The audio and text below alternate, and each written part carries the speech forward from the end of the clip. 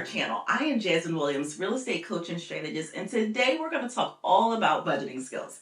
Now, I know that you all are like, oh, Jasmine, another budget, another money plan, but I promise you this is going to be fun. It's going to help you figure out how to get a grasp of your finances and really just zero down on what needs to happen in order for you to succeed in your financial life. So, step one, we're going to start by tracking your spending. This means writing down every expense that you make, right? So whether it's a small purchase or a large one, this will give you a clear picture of where you are, where your money is going, and really figure out and identify how you can get out of the trouble that you may be in, right? So then I have written a blog post about identifying where you can cut back, right? So this helps so many women that they're just like, you know what, Jasmine, thank you so much. This highlighter method changed my life. So I'm going to go over the steps, but also I'm going to link the blog post down in the caption so that you can go ahead and see how to do it on your own. You are going to go through and take 3 highlighters. So a blue one, a green one, and a pink one. And then you're going to go through and print out all of your financial statements. So this is bank statements, this is Cash App statements, this is any type of place where you go through and you get any type of income. From there, now the games begin.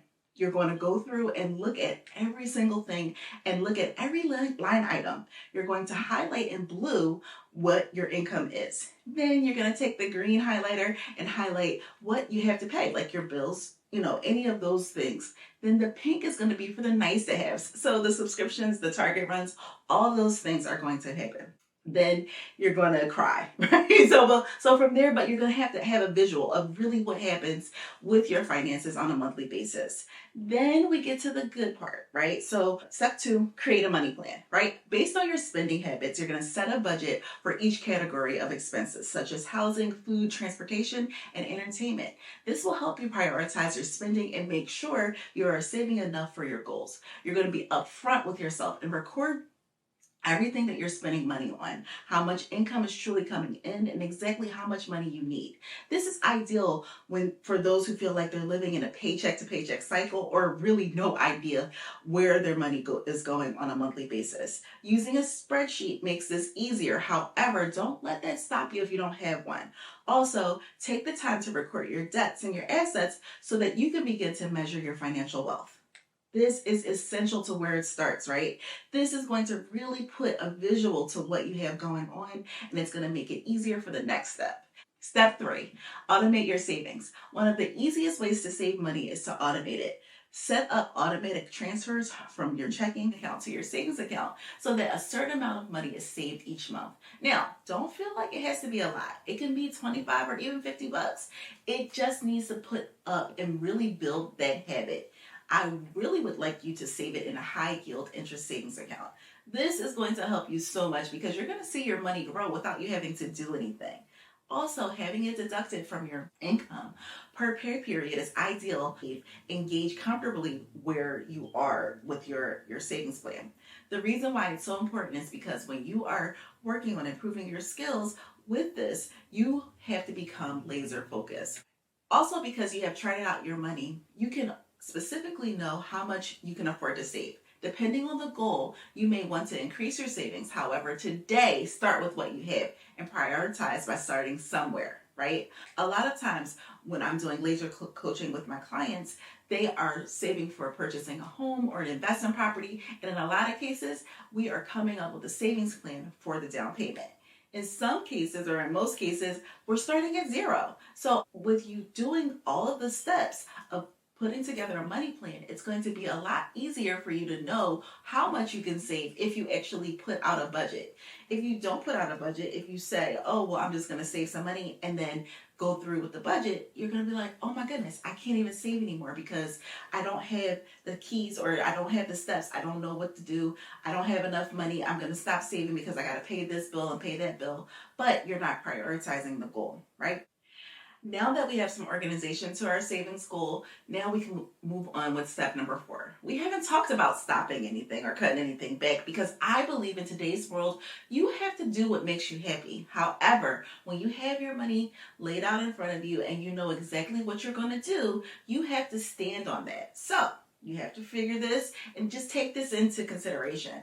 If you make $20 an hour and you want to buy some shoes that are, say, $100, that means that you have worked 5 hours to purchase those shoes. Does that make sense for you? If it does and you just want to go through with it, absolutely. If not, and you're rethinking things, then it's like, you know what? Maybe I should prioritize what I need to do if I'm trying to get to a goal that's a lot bigger than the shoes at the moment, right? And that's how we go through and we prioritize what we need to do.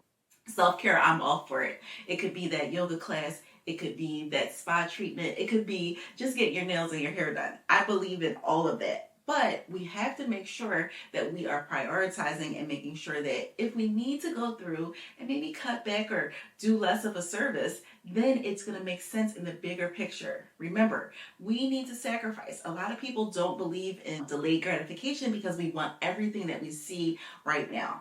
What I have found is that when you go through and you figure out what you really and truly want, then the small things won't matter as much anymore. The key to budgeting or a financial breakthrough really comes to getting to the bottom of your current situation and adding more income to build wealth. Developing a side hustle or another stream of income is ideal when it comes to this journey because you will see that your savings will grow a lot quicker if you get to that goal with adding some more income. Now, a lot of us think that we don't have any skills.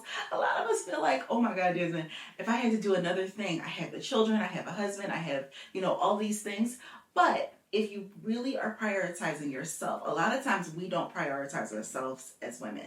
A lot of times we are trying to figure out what we want to do. And because of that, we are really putting ourselves at the very bottom of the totem pole. When we should be at the top because you can't pour from an empty cup, we don't do that. So your financial life really correlates with how you feel about yourself and how good you feel about yourself on a daily basis. So having strong finances is really going to help you if you go through and figure out the steps and where you really want to be, right? So moving on to step number 5, you're going to review your budget regularly.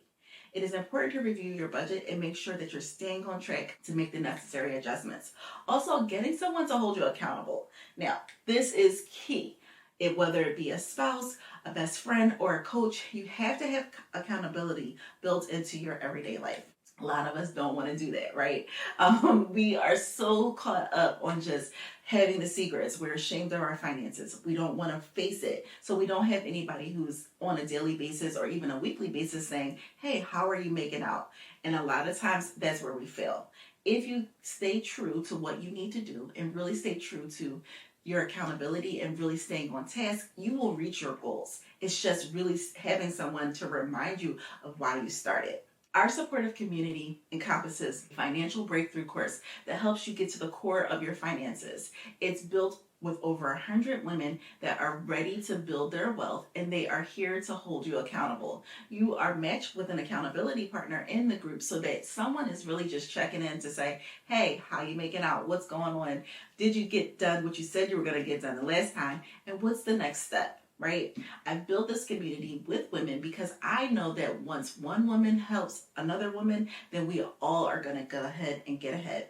So this community has so many ideas and so many masterminds and things like that on a monthly basis that the women are really just trying to figure out what they need to do. And it's not such a mystery anymore, right? In our Women Who Build Wealth Growth Hub, there are tons of resources supporting this concept, including my favorite app, Notion, which I use for productivity. I show you all how to build out your very own detailed system so that you can have something that's easy to follow.